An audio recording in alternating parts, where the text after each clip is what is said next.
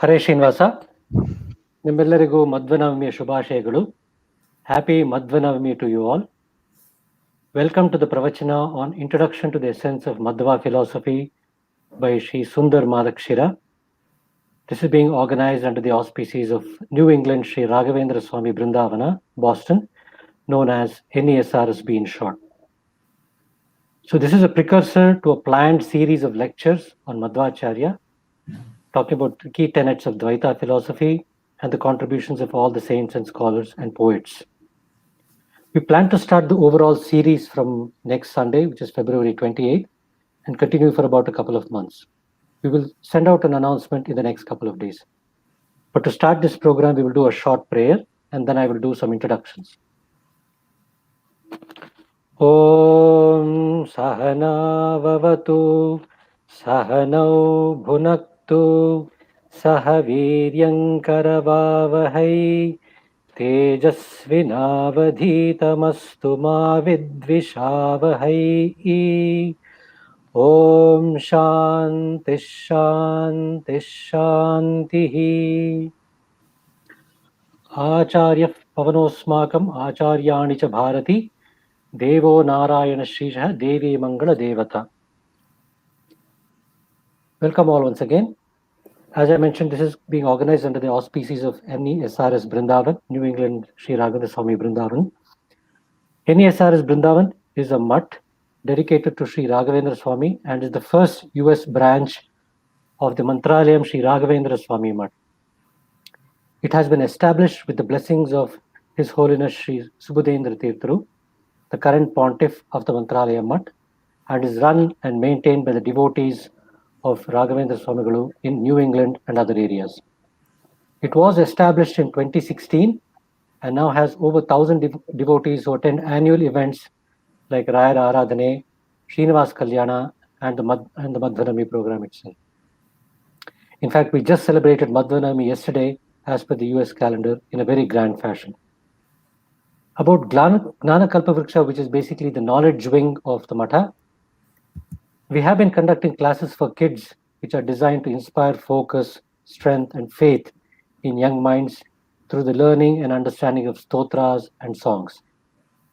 This basically makes the depth of philosophical thought of Sri Raghavendra Swami and Hinduism in general accessible to children from a very early age.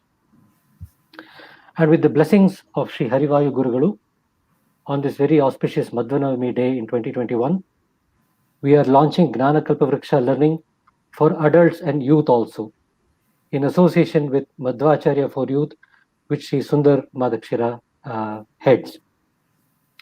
We request you all to spread the word and be part of this nectar of learning. And we would like to thank Sundar Avaru very much for helping us embark on this journey. A brief profile of Sri Sundar. Sunder Madakshira is a student of Sri Madhwa Philosophy and has been for the last 30 years under the tutelage of noted scholars Sri Dr. Vyasanakire Prabhanjanacharya, Dr. Shrikantacharya Bayari, and Dr. Prahladacharya Joshi. He has studied the Sarvamoola Granthas under their guidance. He has written a book on Madhva Shastra titled Life and Works of Sri Vadaraja Tirtharu, published by Sodeshri Vadaraja Matha. As I mentioned earlier, he is a founder-volunteer of the Madhwacharya for the Youth, an organization which engages with the youth, has been engaging with the youth for the last 15 years to spread awareness about Dvaitha philosophy. So far, about nearly 120 workshops have been conducted and with an attendance of over 10,000 participants, which is phenomenal.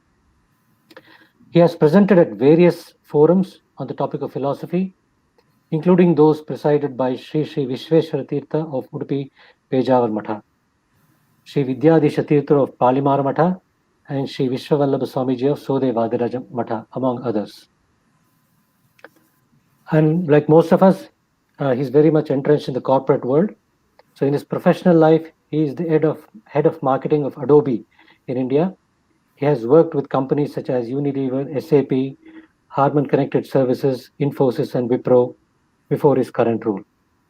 He's a noted columnist with the Economic Times, Times of India, Forbes, and Business Standard.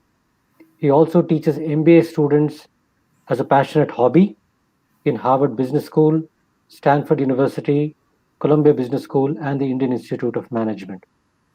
He has been recognized as CMO of the Year, Chief Marketing Officer of the Year by Business One in 2019.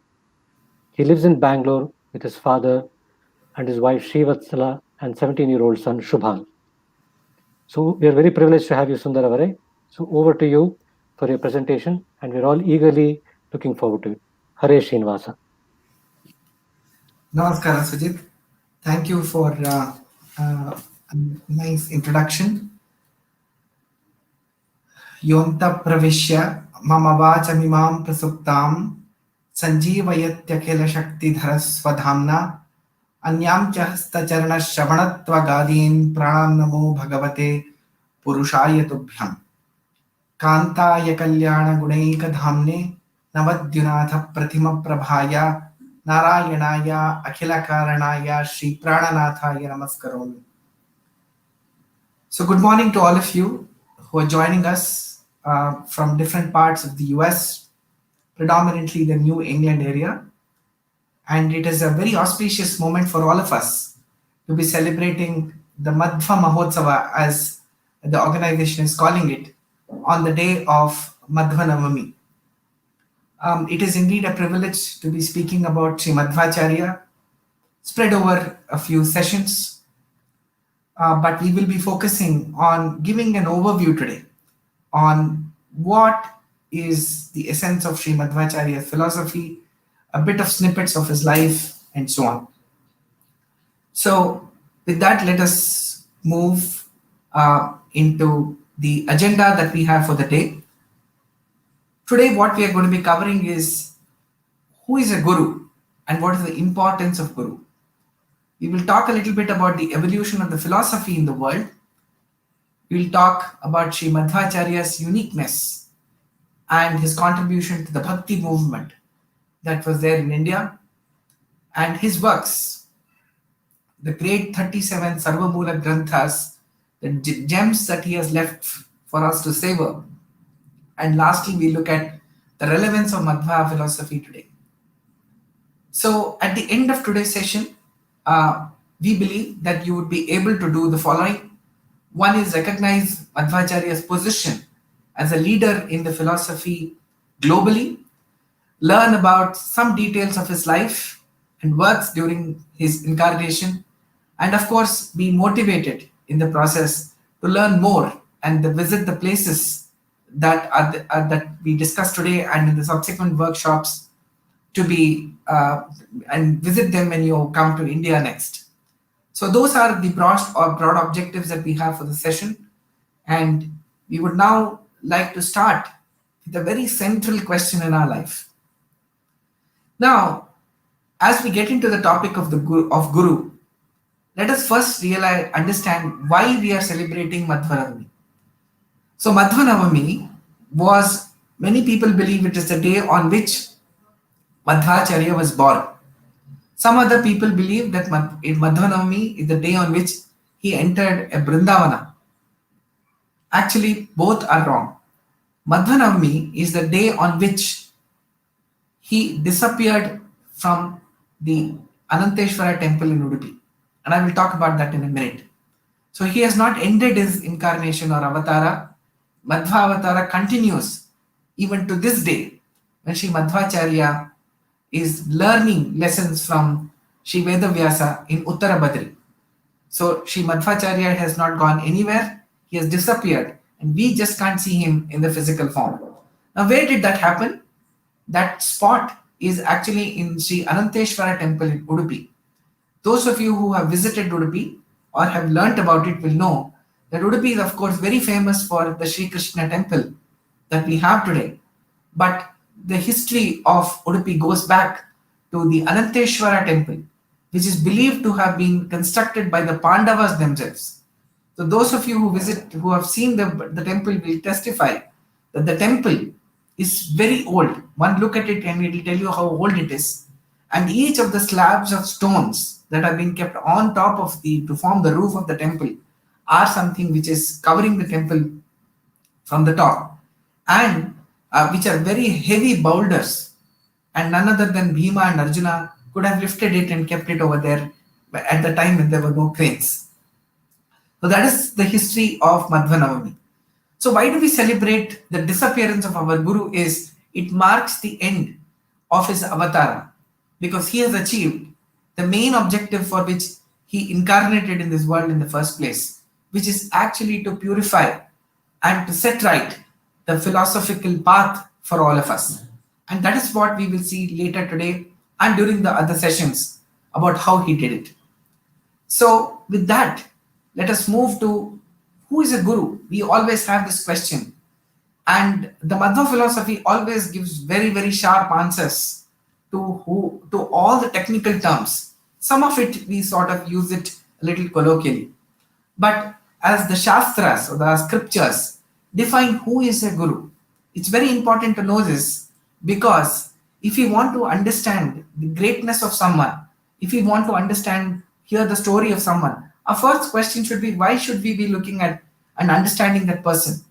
The answer lies in the fact that if that person is great, we have a lot of learnings that we can get just by understanding his story and understanding what he did. And of course, reading his philosophy. But the first step is really knowing about the person and asking us this question: is that person a true guru? So what's the definition of a guru? Is one who is knowledgeable and free of doubts himself. So when you people are from the Boston area and who can explain the importance of great world-class institutions, and you have Harvard and MIT at your backyard. So when you look at these, when you look at a guru or look at a teacher who is complete, you will realize that he is knowledgeable. He's got the knowledge of the topics that he's talking about at a very deep level. And he's someone who's free of doubts, because he is the person who has to correct the past.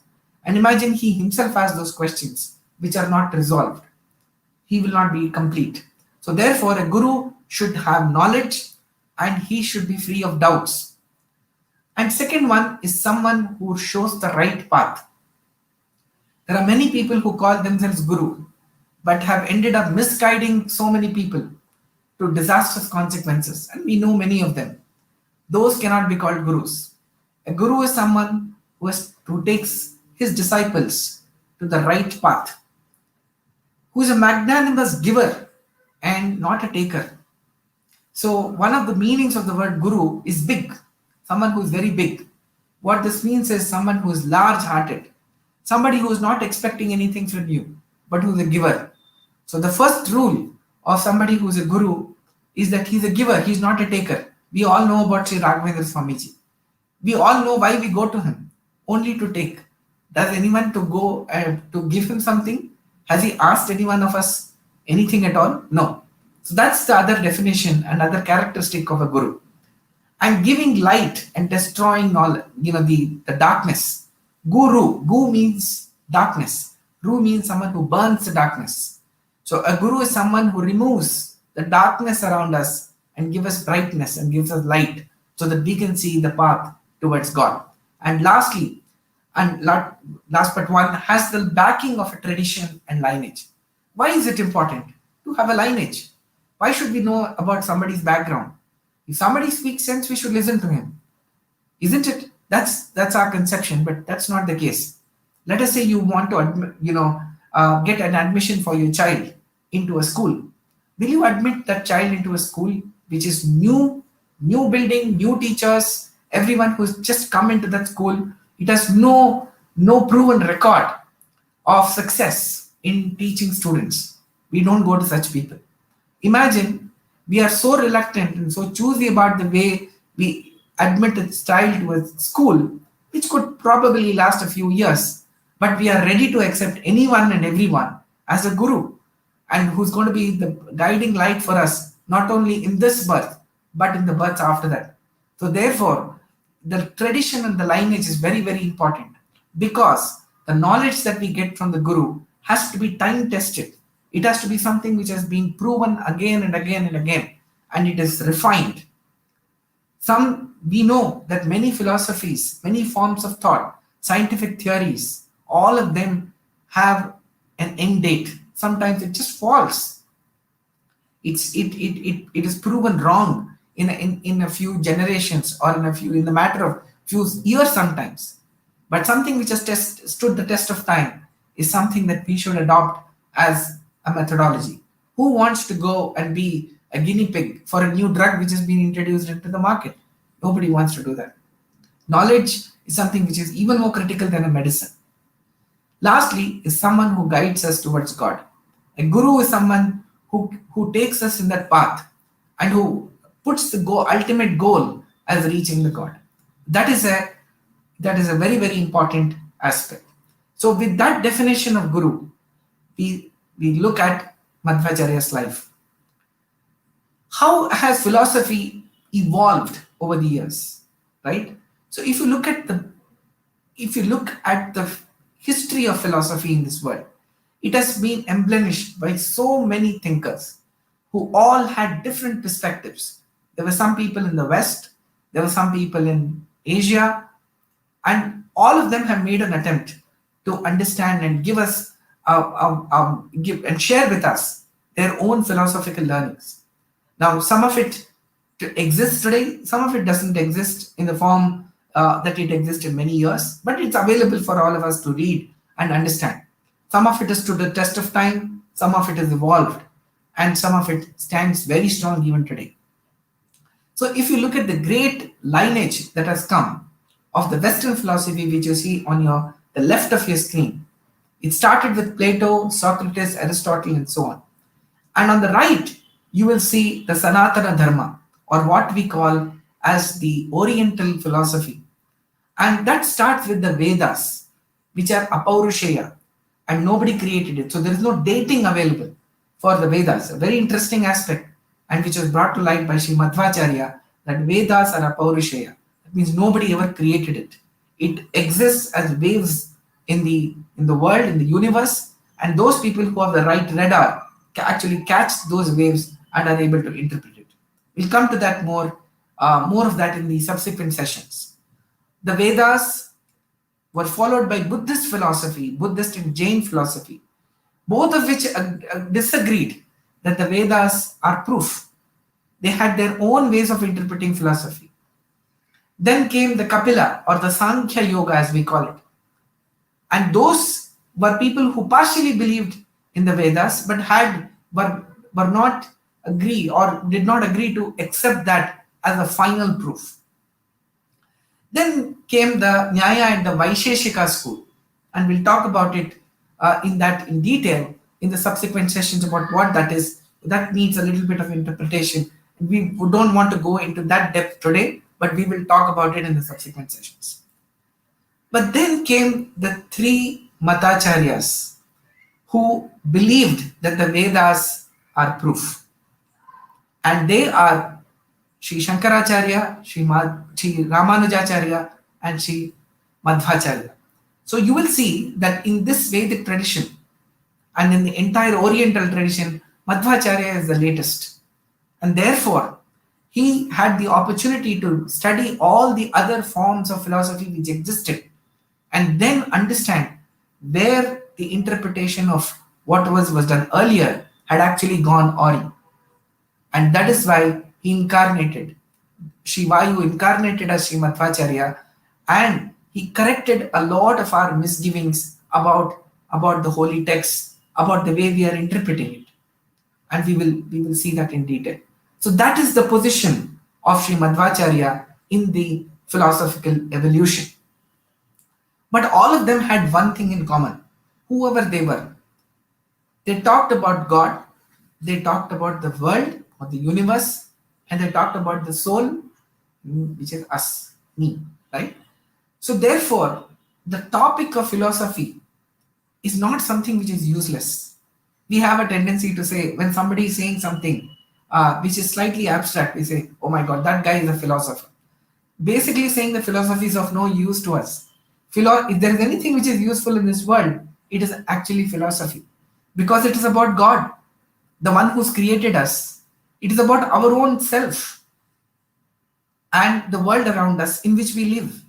So if we don't understand these basic concepts, how will we live our life? So philosophy is actually a playbook for our life.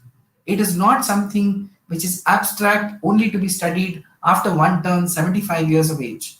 It is something that one has to pursue as early as possible to make sense about the world that is there, that exists around us. And there is another world which we can't see. And just because we can't see doesn't mean that it doesn't exist. Now, like when you and I are talking, there are millions, probably billions of, waves of telecommunication going all around us. Billions of people are today probably talking to each other. Can we see those waves? We can't. We can only catch them if we have the right radar. And all of us can catch only those waves which are relevant to us. So therefore, we have to admit that there are a lot of things that exist, but we can't see them. However, we can experience them. And we can see those things with a special lens. That special lens is called philosophy. The bacteria cannot be seen through a naked eye. With a microscope, it can be. So similarly, there are things that we cannot see, but we can perceive if seen in the right way. And that is the job of philosophy. So what is the nature of God, soul, and the world? What are the interconnections that they have? And what is therefore the charter for this in our life and beyond? And that is where Sri Madhwacharya's uniqueness actually comes into place. His entire philosophy is founded on the basis of analysis, proof, epistemology, and body of knowledge. And therefore, his philosophy itself is called Tattvavada. What is the meaning of Tattvavada? Is Tattva means something which is the truth. Tattvam anaropitam, it is said. So what does it mean? It means stating the facts as they are is nothing but Tattva.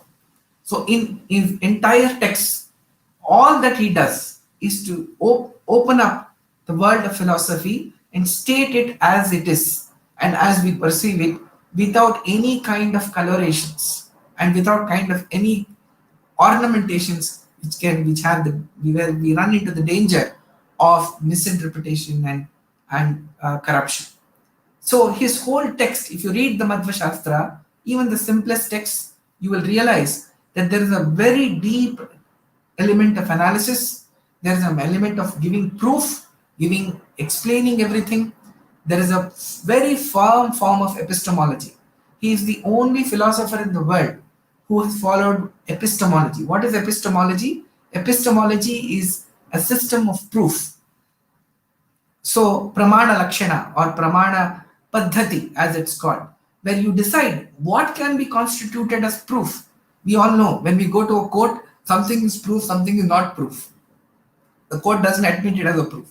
So you have to define what is accepted as proof and what is not accepted as proof. The second thing, and we'll come to that more details in the next slide, is covered all aspects of philosophy, which is the Sarvamula Granthas.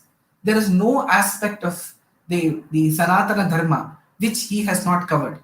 That's no mean achievement, because the Sanatana Dharma has a very, very wide expanse of knowledge base.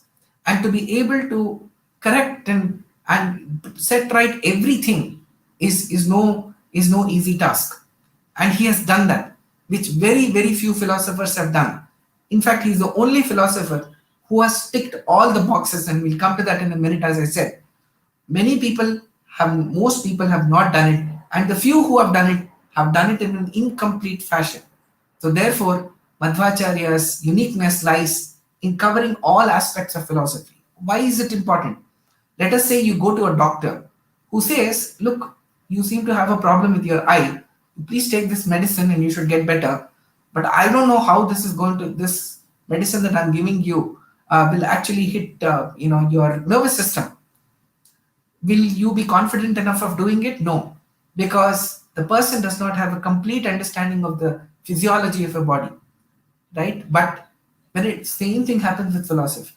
So if somebody is teaching you something, he may be teaching you a small part, but he has to know the subject in entirety. Who teaches people in an undergrad course?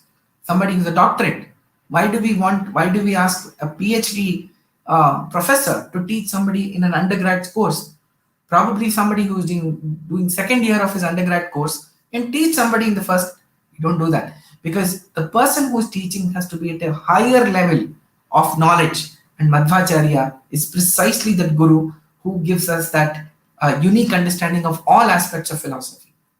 He has taught, he won in a very, very hostile environment. He had no friends. His own parents, his gurus, the people who came in for debating with him were very hostile because, and why is this hostility coming in? The hostility came in because in the entire world of philosophy, he is the only person who talked about unabridged dualism. That means we talked about God, we talked about the word in the soul. He's the only person who said God, that is Sri Hari, Narayana, is someone who is the only independent entity, and everybody else is dependent on him. And at no stage, and very, very important, at no stage will the soul become the God. So that is something which is very, very unique to his understanding and his school of philosophy. So therefore, he had to take on virtually the entire philosophical world in his attempt to explain unabridged dualism. So the next one, he had a pan-India influence, and we'll see that in the subsequent slide about how Sri Madhwacharya actually came into this world and ensured that the Bhakti movement starts very, very prominently in India. He was inclusive approach of having students coming from all castes. There is evidence that he met people from other religions like Islam and also had discussions with them. There's a mention in Sumadha Vijay about how he met a Mughal king and he spoke to him in his language to explain what his understanding and what his school of philosophy was. And the Haridasa Sahitya as a classic example of how his great disciples ensured that people are able to overcome the language barrier of Sanskrit and yet make the philosophy reach every home. So today when we look at Madhva philosophy, it is not restricted to only the Sanskrit text, but all those simple songs that we all have been singing at home without probably realizing in many ways how profound the meaning was. Our Guru Sri Vyasankara Prabhanjanacharya always says that Devar Namas are Sarvamula Granthas written in Kannada. They have the same import as the others. And the last one is his illustrious lineage. Each of his disciples, and we will see more about them in the subsequent sessions, is extremely unique. Sri Jaitirtharu, who came a few years after Sri Madhvavatara ended in that sense, is called Tika Kritpadar. He's the only person who has written a critique, not criticism. Critique is different from criticism. So Tika, in many ways, in Kannada we use the word TK, means you have criticized somebody. This is not a criticism, but it is a critique or an appreciation of Sri Madhwacharya's work. Madhwacharya's work, and we will see that, is very pithy. And it is Jaitirtha's unique way of presenting and fortifying whatever Sri Madhwacharya has said in his fantastic texts. And he has written a tika for 18 of those of Madhwacharya's texts, which actually embellished those work even more and brought it closer to people's understanding. Then Sri Vyasarajaru, the commentator par excellence, who is a master at giving explanations in as detail as it's unimaginable. And he ensured that there is no stone left unturned to explain the Madhva philosophy. Again, a profound writer in Vyasa Sahitya and Dasa Sahitya. He is a fantastic administrator and someone who has ensured that the great lineage continued for so many more years. Sri Vyasaraja had such illustrious students as Sri Vadirajaru, Sri Vijayendra Tirtharu, Sri Purandara Sri Kanakadasaru, all at the same time. And of course, the list is very long. Sri Vadiraja, again, one line of reading Sri Vadiraja will tell us how unique his presentation is. If you tell someone, you read out even half a shloka of what is written, you can immediately make out it is written by Sri Madhwacharya. His style is unique. He uses alliterations beautifully. He uses humor, he uses sarcasm to explain certain aspects of philosophy. Sri Raghavendra Swamiji, the whole mutt today that you all are a part of is because of Sri Raghavendra Swamiji's intense work in the 16th century to ensure that the Shastras, the scriptures, are extremely simplified for the benefit of everyone who is not able to understand abstract concept. So his ability or his karunya really gets reflected in the way he writes his granthas. Then we have Dasa Chatushtaya, the four Dasas, Purandara Dasa, Vijay Dasa, Gopala Dasa, and then Sri Jagannatha Dasa, who came and gave us a wealth of Haridasa Sahitya. Sri Jagannatha Dasaru, the last of the Dasa Chatushtaya, that means four people, who actually came from and left us with the world-renowned Sri Harikatamritasara. So one of the most encyclopedic works of Madhwa philosophy is Sri Harikatamritasara. There is no aspect that he has left behind in such a pithy manner, and it is available in Kannada, which is accessible to a lot of people. So in these ways, if you just look at it, Madhwacharya and his philosophy and his lineage is very, very unique. I talked to you about the Bhakti movement.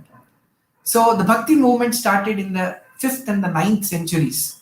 But if you look at what happened in the 12th century, is when Sri Madhwacharya came in. And if you just look at how it impacted the Vaishnavism, the Bhakti, throughout the country. So you can see the map of India, which in many ways is the spiritual capital of the world, because this is where the maximum schools of philosophy actually were born and thrive even to this day. There you can see the red dots virtually everywhere in the country. Of course, these states are new, but they had a prominent philosopher who followed Vaishnavism and took forward the Bhakti Pantha in those places. So Kabir Das, Sri Annamacharya in what is current day Andhra Pradesh, Guru Nanak, which is in current day Punjab, Chaitanya Mahaprabhu, current day West Bengal, Tulsi Das from Uttar Pradesh, Mirabai from Rajasthan, Sant Tukaram from Maharashtra, and then Purandara Dasra and all the other illustrious Haridasas who operated predominantly in what we know as Karnataka today. Many of them. One notable mention in Haridasa Sahitya is also Sri Sripadarajan, who started this, who actually gave a big momentum to the Haridasa Sahitya during his period. So you see the Bhakti movement got accelerated a lot during this period. The other aspects, the innovative aspects that we see is as I talked about, dualism or the nature of Brahman, where he said the Brahman is the only independent entity. I will not elaborate on that now, but we will see that in later sessions, in the other subsequent sessions. So Bimba, Pratibimba, he introduced the concept of Bimba and Pratibimba. Bimba meaning the object, Pratibimba meaning its image. So God is like Bimba or the object, and we, the souls, are his reflections. So therefore, why did he use this analogy? Was to show how dependent the image is on the object. If the object moves, the image moves. If the object does not move, there is no way the image can move. So complete dependence of the soul on God. Sakala Shabda Vachyatva, that means he said every sound in this universe actually is talking about God or is taking God. You can take any name, whether it is in Sanskrit, any language, forget that. He says even the roaring of a lion or the sound that the flowing water makes or the hushing sound a tree makes when the wind blows, all this are actually prayers to God.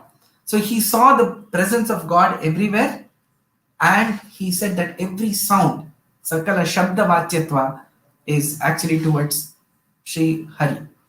Then he talked about Vedas as an ultimate proof. Many people believed in the Vedas, but they were not willing to agree that Veda is an ultimate proof. And it's really surprising that some people thought about Veda as a Pipalika Rekha.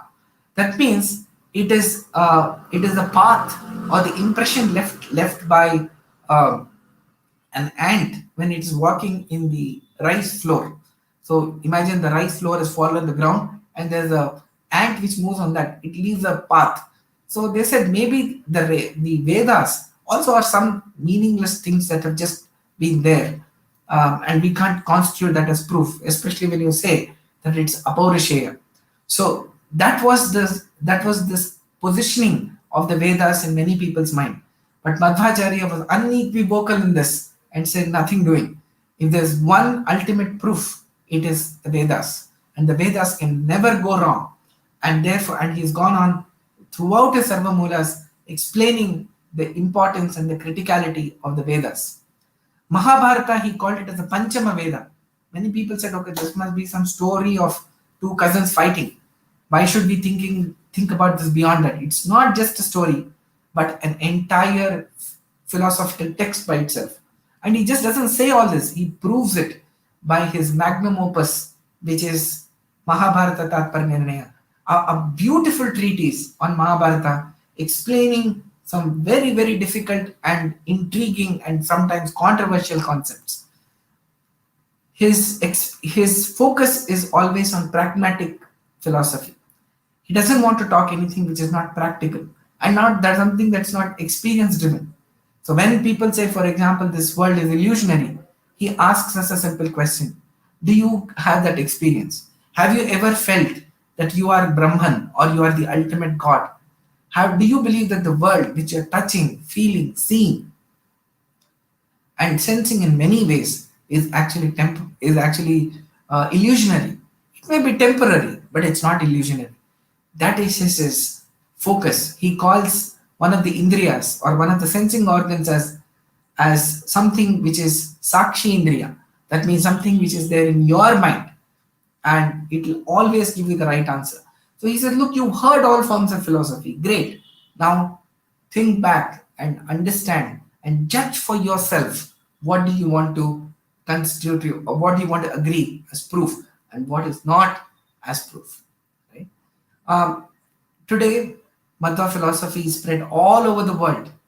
And very fact that on Madhwa Navami day, we are doing this in a place like Boston, whereas and many people across the world are joining, talks about the way the philosophy has spread, and people find it relevant irrespective of where they are. And of course, the other aspect when you read the Sumata Vijaya, which is unique about Sri Madhwacharya, is the fact that he has a unique personality, a unique physique, an extremely well endowed personality.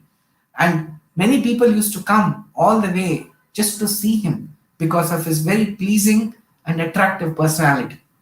And his actions, his routines and habits are beautifully described in Sumata Vijaya. And each of that is a lesson for us. That is what role models do. If you look at a top tennis player, it's not just the shots he hits, but the way he holds the racket, the way he wears his socks, the way he wears his jacket, and the way he holds the ball in his hand. Everything is a lesson for people who are wanting to learn, tennis. Similarly, if you want to be on the path of philosophy, Madhwacharya has a way of teaching you in every way. So that is Madhwacharya's uniqueness. So Madhwacharya's work, the 37 Sarvamula Granthas, are something which have touched every aspect of philosophy. So if you look at the list, he has touched the Vedas, the Upanishad, the Brahma Sutras, the Puranas, and the Prakarana Granthas. Next slide will have the Stotras, the Achara Granthas, that means something that talks to you about how you should live and what are the rituals that you have to perform, what are the conduct you need to have, and last but not the least, Bhagavad Gita.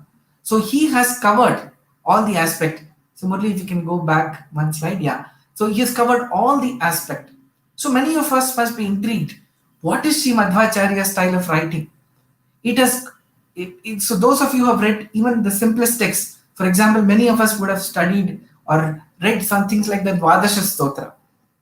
So what stands out is his absolute clarity. There is no contradiction anywhere. It's clear what he wants to say. He's equivocal, he's firm on whatever he says. And that's the great quality of a teacher. So he has got clarity. His writing is extremely simple and he writes in very, very short sentences. And it is only left to the genius of Sri Jaitirtharu in many cases, very expanded, that these short sentences have such profound meanings. There's an element of finality. He's delivering a verdict. Look at the name of his granthas. Mahabharata Tatparya Nirnaya. Nirnaya means verdict. Bhagavata Tatparya Nirnaya. Right? So everything that he talks about is something where he evaluates a lot of aspects, but his verdict or the final decision that he gives or the final direction that he gives all of us is very clear. In a world where we have limited time and limited resources to pursue philosophy as a goal, it becomes very important that we pursue a form of philosophy which is firm and not which is nebulous, because then we will not know where to go. So Madhva philosophy is very clear what you need to do. Tomorrow morning what you need to do. Tomorrow evening what you need to do. What should be your thoughts? What should you read? How should you read it? There's a very clear system that's available for us. He uses the quotations from the text. If you look at Sarvamula Granthas, more than 60% of that, in many cases, is actually a quotation which has come from some other text, like the Puranas, or the Vedas, or the Upanishads, or other authentic sources. So he doesn't say, this is my philosophy. Nowhere in the entire Madhva Shastra will you say, this is the Shastra which I have started. He always says, this existed and it had got corrupted. I'm correcting it for your benefit. And that is what is Madhva Shastra all about. So he uses a very good mix of shlokas and gadyas. That means, the writings are in the form of poetry as well as in the form of, text or prose. So that the reading, and it's always done to suit the topic that he's dealing with. So if it is better suited for poetry, he does it like that. And if it is better suited for the prose, he does it that way. The speed with which he has written it is also something which is unique. So his Shishya Trivikram Panditacharya once comes and asks him that you have written many, many books on Brahma Sutras, and but yet we seem to have something which we are not clear. Can you write one more text which absolutely tells us in greater clarity so that we can understand at our levels of philosophy? So he said this, and what did Madhwacharya do? Then in a very few days, he actually gave him what is called Anivyakhana, which is a brilliant exposition of Brahma Sutra, where so the way he did it was, he asked 4 of his disciples to take down the text in one go. So he would dictate the first shloka of the first chapter to the first student, and the first shloka of the second chapter to the second student, and so on. And by the time the first one wrote, he will be dictating the 4th person, and by the time that person has written, he comes back to the first, and in that manner he wrote an epic grantha in a very, very short period of time. So it's also his speed of presentation. It is authenticated by Sri Vedavyasa, very important. Sri Vedavyasa, who is the incarnation of Lord Vishnu, has authenticated this. Now imagine there is, you do a course for 5 years, and somebody gives you a mail saying, great, you completed this course, all the best. Doesn't lead to anything. You need to have a certificate. You need to have an understanding of someone with authenticity saying that whatever you have written is right. And for each of his granthas, Sri Vedavyasa himself has accorded his approval. So when he goes to Badari to meet Sri Vedavyasa the first time around, he has written Gitartham Vakshami Shaktitaha. That means I have written the meaning of Bhagavad Gita to the best of my strength. Vedavyasa corrects it and says, don't say you have done it as per your strength. you actually have much more capability than this. But for now, you have decided to simplify it. So don't say Shakti Taha, say Leshataha. That means you've done it, you've just given them a glimpse. There is more to Bhagavad Gita that you know, which you have not written here because you do not want to complicate it. So therefore, it is authenticated by Vedavyasa. And it has got a commentary by Sri Jaitirtha and others, as we talked about. And it has led to a series of elaboration and simplification by his disciples. So as the scholastic levels vary and evolve, each of these gurus have represented the Madhva Shastra to suit the people of that times. And it is very important. It is represented in the Dasa Sahitya, we've seen that. But what is common between all these gurus is their utmost humility. Madhwacharya always gives the credit and says that this was not my philosophy, it is Sri Vedavyasa's philosophy. And what does Jaitirtha do? He says the same thing about Sri Madhwacharya. He says, after writing the profound Nyaya Sudha, which is considered an ultimate text on Brahma Sutras, he comes and says, Nashat Gadaha. That means I don't understand words. I don't understand grammar. I don't understand logic. In fact, I don't understand anything. However, if you question me on philosophy and I give an answer, you will not be able to respond with a repertoire. Why? Because Shrimat Purna Guru Karunya Saranim Prapannaha. So he says, all this I'm talking about is because of the grace of my Guru, Sri Madhwacharya. And that continues. If you look at the way Raghavendra Swamiji talks about of Madhwacharya's work, or Sri Vadaraja, they all say that the greatest blessing that we've had is that we have been able to study Madhwacharya's philosophical works and also be able to write the commentary. So why is this important? Humility comes only when the philosophy is very deep rooted. Humility comes when somebody has the complete control of that philosophy and understanding, and then understand how big the world of philosophy is. And no matter how great the person is, he still knows only a small part of it. And that is the humility of all our gurus. So if there is anything that we have to learn on Sri Madhwa Navami, it is the ability to have humility in us about whatever little we know. So that is about Madhva philosophy and the knowledge. And here I would like to talk about 3 stories that are important about his life in the next 10-15 minutes, and then close. We might overshoot by a few minutes, so please be patient. We had to cover long ground, and Sri Madhva philosophy and his story is so enchanting that we cannot give up on anything. So the Ananteshwara, I wanted to show you some glimpses of his life. We will see more details about his life and the actual incidents that happen in the next session that we are going to be having. But I wanted to talk to you about 3 stories. So this is the Ananteshwara temple. This is where he was born.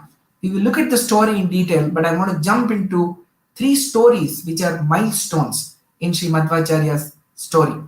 So I'm now showing you the map of India. So all of you must be wondering, why am I showing you this map? But behind this map and that arrow, the red arrow that you see on the left, there is a story. So if you look at, all of us know Udupi, Sri Krishna, Madhwacharya has done the Pratisthapana in Udupi. But the story goes like this. The idol of Sri Krishna is actually something which has come from none other than Queen Rukmini's palace. So she had a personal idol of Sri Krishna that she used to do puja every day. And as a symbol of her earnest love for Sri Krishna, she actually has put her nose ring. In India, in the Indian traditional style, women wear a nose ring. So she took off that nose ring and she has put it on Lord Krishna's face, on the idol, which exists even today. That nose ring is never removed even at the time when the Abhisheka is done. So that idol was actually there in Dwaraka. Now, how did it come to Udupi? Here goes the story. which is so logical and so true to the geographical impact. So there was a trader who actually came in from the Gulf country. He had got a lot of goods with him to be sold in different parts of India, and he touched Dwarika, which is, as we all know, part of the modern day Gujarat, and he offloaded some items. So the moment the items got off the ship started rocking because it has become a little weightless. So to counter that, what people do is they actually take the soil and put it inside the ship. So they took a lot of soil and put it inside the ship. Now, as we know, this the city of Dwarka had submerged underwater after end of Shri Krishna Avatara. So that idol too has gone inside the Dwaraka soil. What is Dwaraka soil? It is nothing but Gopi Chandana. What we all wear when we do the Sandhya Vandanam and other rituals, we wear the Gopi Chandana. That soil is nothing but the soil which is there in Dwaraka. That is Gopi Chandana. So that is all the Gopikas Striyas have offered the sandalwood paste, the Gandha, to Lord Krishna in that quantity, and all that has now is lying on the soil or on the banks of or on the beaches of Dwarka, and that is called Gopi Chandana. It is there available even today. People who go to Dwarka usually just take an axe and pick it up and get it with them so that they can use it for their spiritual pursuits. So that has come, and the boat, the ship, after downloading everything, some part of it, getting the soil, actually traveled down south, and it was approaching the shores of Udupi, which is, as we know, is on the beach, when it got caught in a very bad storm and it was about to sink. Sri Madhwacharya was doing his Anika or his Sandhya Vandanam in the evening. He saw that it was sinking. He took out the rope that he was wearing on top, and he swung it as a sign to calm the sea down. The sea calmed because of his spiritual power. He could calm the sea down, and the boat came and came into and got and docked into the port without any trouble, and everybody on the ship was saved. So the captain of the ship, was very, very happy, and he offered, ask for whatever you want. We are prepared to give you because you saved our life. Sri Madhwacharya says, look, I don't want anything. I'm a sannyasi. But they insist. So Sri Madhwacharya says, look, you got a lot of soil in at the bottom of your ship. Can you give me some of that soil? He said, you want soil? What use is soil? He says, if you want to give me something, you give it. It has got a lot of value.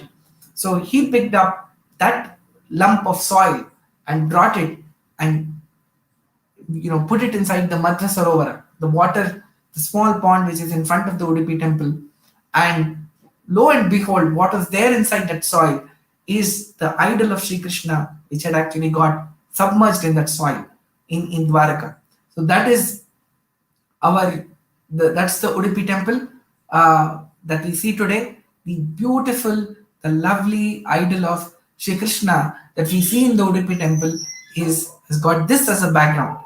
So those of you who are wondering how this idol came, this is the idol. Next time you go to Lord Krishna's temple in Udupi, please keep this story in mind, and you will see how logical the whole story is about how Krishna actually came into this world. The Udupi temple that was there, this is the latest picture of Udupi temple. It has not changed fundamentally, but it has got embellished and got repaired a few times because it's pretty old and it was built with wood. But it continues to be as attractive and as sacred as it always has been. So that is the first story. The second story is about Harivayustuti. We all recite the Harivayustuti, or we have heard about it. It's got a unique story. So once Sri Madhwacharya was performing the Naivedya in Uttarabadri, or not Uttarabadri, in Badrikashrama, the current Badrinath, to the god himself. And he went on offering the food, the Naivedya, for a long time.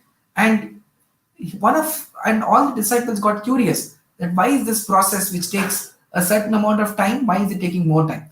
Then one of his Shishyas, Trivikrama Panditacharya, a renowned scholar, actually had the opportunity to just peep in and see what was going on.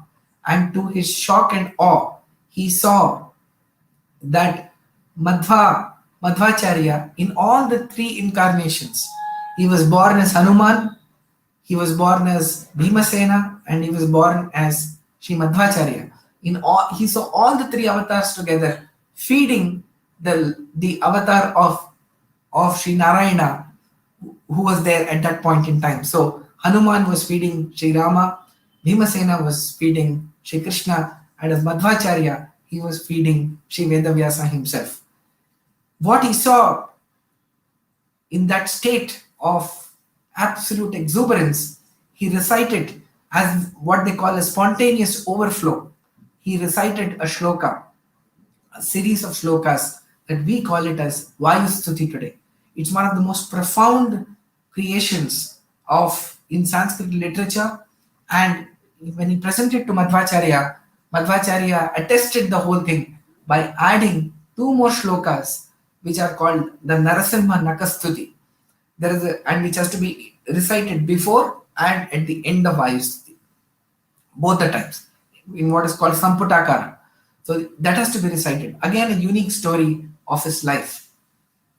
So after Sri Harivayustuti, there is one more story which is on Sri Vishnu Sahasranama. So Vishnu Sahasranama, as we know, has got 1,008 names of Sri Vishnu. And once when he was visiting a part of Kerala, he was actually explaining the meaning of a Vedic hymn. And one of the persons in the audience stood up and said, "Dear sir, the meaning you are giving is very nice, but I have another meaning that I have learned." And he presents that meaning. "Can you tell me which is the right meaning?" Madhwacharya says, "The meaning which I gave and the meaning which you gave, both are right." And the scholar and the person who was there, he said, "How can both interpretation of the Vedas be right? Either that has to be right or this has to be right." But Madhwacharya says, no, Vedas have three meanings. That is why they are called Trayartha. The another synonym for Veda is Trayartha. That means every verse has three meanings. They were astonished. They said, Vedas have three meanings? He said, that's not it. The Vedas have three meanings. The Mahabharata has 10 meanings. Whereas Vishnu Sahasranama, each word has got 100 meanings. Nirantara Shatartakam, he said. So, and they were astonished, but they also grew a little suspicious. He says, where is it said like this? And immediately Madhwacharya quoted the Skanda Purana. And he said, look, this is the verse which says that every sentence or every word of Vishnu Sahasranama actually has a minimum of 100 meanings. Not only 100 meanings, but a minimum of 100 meanings. Again, the people there were suspicious whether Madhwacharya really knew the meanings, so they challenged him. They said, can you tell the meaning of all the 100 meanings of at least one name? He said, yes, I am going to do it now. But since you have challenged me, I am also going to challenge you that when I give the 100 meanings, you should repeat after I have completed those meanings and tell me how you understood them. They said, yes, we can do that for sure. And that is when Madhwacharya said, okay, let us start with the first word. First word in Vishnu Sahasranama. This is Vishwam. Vishwam Vishnu Vashatkaro. That's how it starts. So Vishwam. So that is the first name. And he started explaining the meaning of Vishwam. Vishwam is someone who is the father of both Brahma and Shiva. But Vishwam, someone who is omnipresent. Vishwam, who sustains the whole world. Vishwam, someone who destroys the whole world, and so on. But the moment he touched the 30th meaning, the people there fell at his feet and begged for forgiveness because they doubted his ability. And they said, yes, sir, now we are convinced. So this is not a static thing. Sri Vidyamanya Tirtharu, the past pontiff of Sri Phalimar and Bhandarkeri Mutt, actually took up this as a research project, and he has come up with 3 fantastic texts which actually explain the multiple meanings of every word and every name which comes in, which appears in Vishnu Sahasranama. So that is the Vishnu Sahasranama. So let me conclude in the next 5 minutes. I know we are a little over time, so my apologies for this. I will request you for about 5 to 7 minutes, and then we will wrap this up and open it for any questions. So when you look at Madhwa philosophy today and say, why should I study this? What is the benefit? To me, I think, and this comes out very clearly, is that you become a better human being because you understand philosophy, you understand yourself as a limitation, the limitation that you have, the world around you, the importance of God, the importance of human values, and how everything that you do in your life is nothing but a puja of the God. So a person who studies Madhva philosophy is a better human being, a better citizen for his country, he's a better parent, he's a better child, he becomes a better professional and becomes students. Why? Because in each of these things, you believe that you are praying to the God. And when you're praying to the God, you're very conscious about doing it in a real nice way. You may offer a small flower to Lord Narayana. But how do you do it? You do it with a lot of care and with a lot of love and a lot of respect. So imagine the same thing we can carry it in every walk of our life. We see God in everyone. Everybody is not God, but God is in everyone. And we see that and say, look, I cannot insult anyone because that person God has God in him.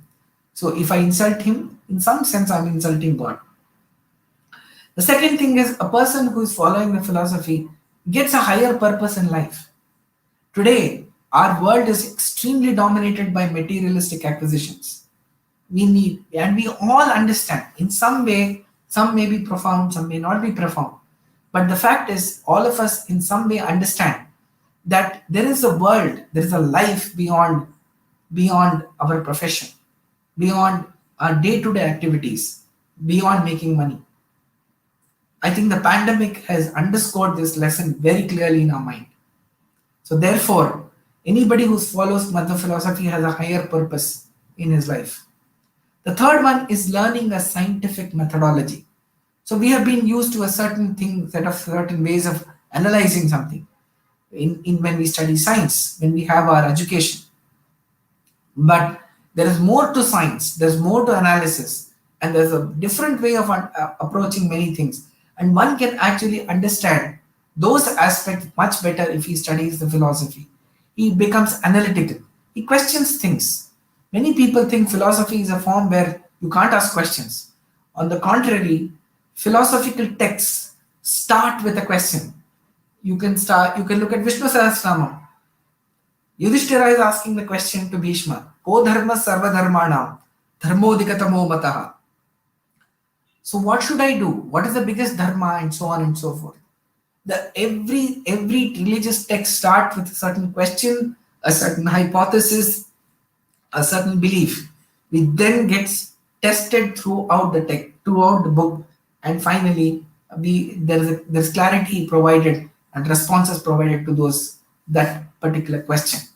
So therefore, you learn a different scientific methodology of thinking.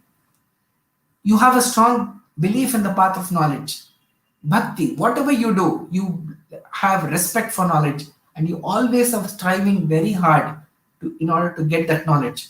Today, all of us know we are prepared to send our children to go to another country, stay far from us, go through so much of difficulty. Why? Because we want them to be educated.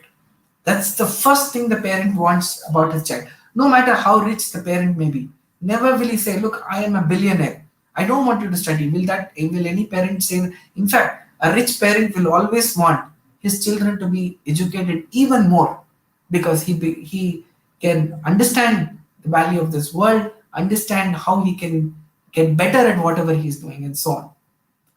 Then, as I said, he believes in a system of analysis. We've discussed that. Have knowledge at the center of your life, have a higher purpose and willing to working hard, and very importantly, being compassionate and inclusive. If our gurus had not included us, we would never have understood the great text. You read a Veda verse, it's very difficult to understand without a commentary. Why? Because Vedas can be very open ended and abstract, sometimes even may appear contradictory till you understand the true meaning and the purport. Right? Sujit recited a shloka before this, Sahana Bhavatu. It has got several meanings and several interpretations, and unfortunately, several misinterpretations as well. So, what is the right way? So, if we have to get to that, we need our gurus have ensured that we get the purport of that through the text that we have written. So, we have to develop that sense of compassion and include everyone. Everybody should read Madhva philosophy. Whether they like it, whether they believe it in or not is another thing. Let them decide whether they want to pursue that or not. But it's our duty to give everybody an opportunity to learn it even at a cursory level. Everybody doesn't have to read the Nyaya Sudha. It's a very big text. But nothing stops us from reading some of those simple texts. I showed you a list of all the Sarvamula Granthas. That list might have overwhelmed you, saying, oh my God, look at the names of these texts. They themselves run to 2 lines. How will we read the text? You will be surprised to know that many of them are so short and so pithy. Nakastuti is 2 shlokas. Kandukastuti is 1 shloka. Tattva Sankhyanā is 11 shlokas. Tattva Viveka is again a very, very short text. All these texts are, of course, some of them are very elaborate and detailed, but many of them are something that anybody can understand and learn. And combined with Sri Jaitirtha's commentary, combined with Sri Raghavendra Swamiji's explanations, this becomes so simple for us to learn. So the net takeout is clear that no matter what we do in our lives, we should take the path of Madhwa philosophy. If you have a spiritual goal, you will be successful. If you have a materialistic goal, even then you will be successful because you will be able to do that and achieve your goals much better. So on this day of Madhwa Navami, I wanted to share this kind of an overview, and in the subsequent sessions, we will go into more details and I will talk about it in a minute. Not take too much time. We talked about today's session. In the next session, we'll talk about the spiritual journey of Sri Madhwacharya, where we'll get into more details of his life. And each path, that is going to be the highlight, is going to be shown with pictures so that you can actually see how those spots are, which appeared in his life even today. We'll go into those details a little more. Then we'll talk about the building blocks in the next session after that. Saying when we talk about Madhva philosophy, what are the foundational stone? What is definition of Madhva philosophy? Sri Vyasaraja has given a superb, very, very, very pithy definition of what Madhva philosophy is. In just 9 words, he has explained what the definition is. So we'll go into those details in the session after that. We will look at the Madhva philosophy in 2021 and beyond, and what are we going to do in that? How is it relevant to us? Then each of his disciples have added a brilliant style. So I will try and present to you the beauty of each of their work. Of course, we will not have time to look at all the works in detail, but you can get an overview about what they wrote about, how did they write it, and very importantly, how we can study those texts in a simple way. And we are talking about the rituals, about why do we perform rituals? Is there a science behind it? There is, and we will make an attempt to understand that. And in today's world, how has Madhva philosophy got represented? What we call as the Dasa Sahitya, and that importance of that. And then, of course, we will round it off with how do we apply the principles of Madhva philosophy in today's world. So with those words, I would really like to thank the New England Sri Raghavendra Swami Vrindavana team. They have been working very hard with all of us here to ensure that this goes on seamlessly. I hope all of you have been able to get a glimpse of Sri Madhwacharya, his life, his works, his philosophy, and what we can take away from that. So if there are any questions, I'd be happy to answer that for a few minutes.